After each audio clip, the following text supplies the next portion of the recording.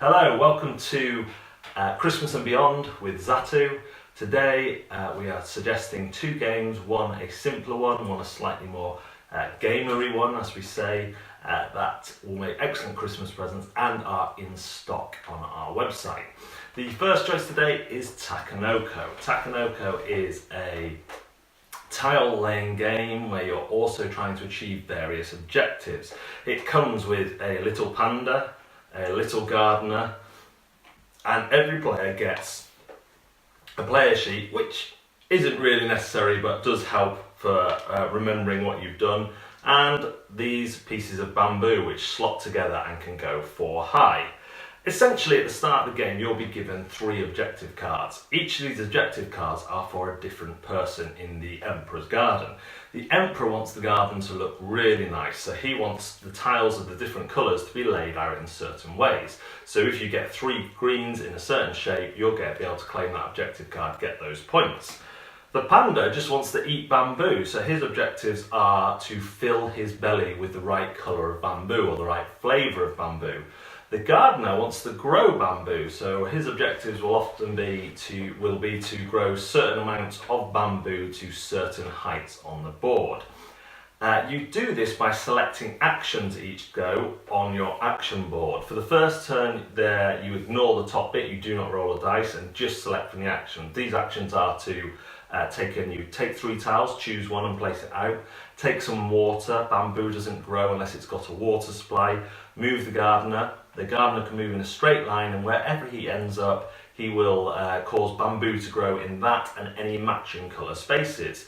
You can also move the panda. He also goes in a straight line. Wherever he ends up, he will chomp down on some bamboo, and you can draw a new goal card. So you can choose if you want to go for Emperor goal cards, for Panda goal cards, or for Gardener goal cards.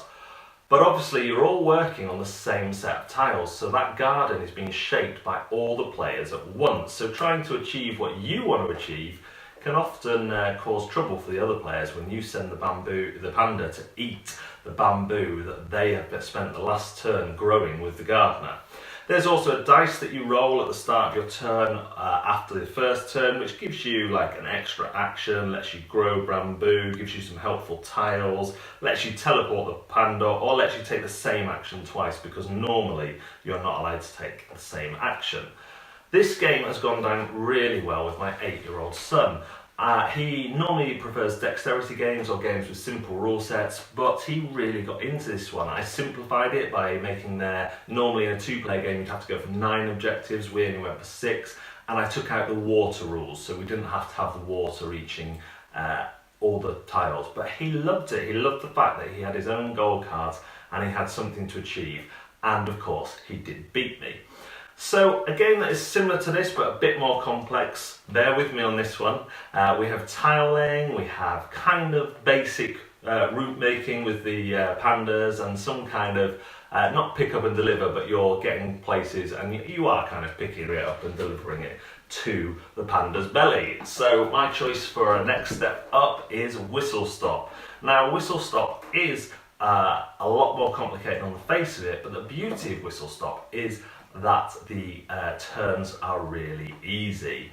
You have a number of trains and you are trying to deliver certain goods to the other side of the board, and that is one of the similarities. On the other side of the board are end goal conditions that you want to reach by the time you get there to get the maximum amount of points.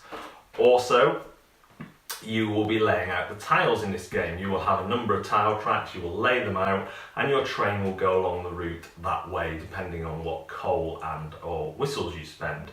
You can get upgrades in this game, you can upgrade your train, you can upgrade your powers so you can do more, and there is some more scoring with shares from different companies.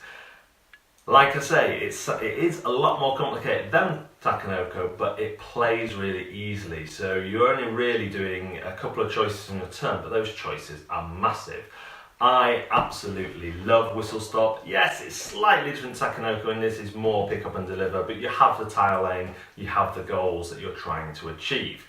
The good news about both these games is that, as well as having them both in stock on Zatu at the moment, we have the Rocky Mountains expansion for Whistle Stop, which adds a 3D bit in the board, although it says 3D, I think it's only one tile level up, and some other ways of getting upgrades and some more upgrades into the game. And Takenoko Chibis adds a mother panda and all her little babies into the base game. So both games can be made slightly more complex with the addition of those expansions as well. As always, thanks very much for watching Zatu Live. This has been Christmas and Beyond, and we'll see you tomorrow for another episode.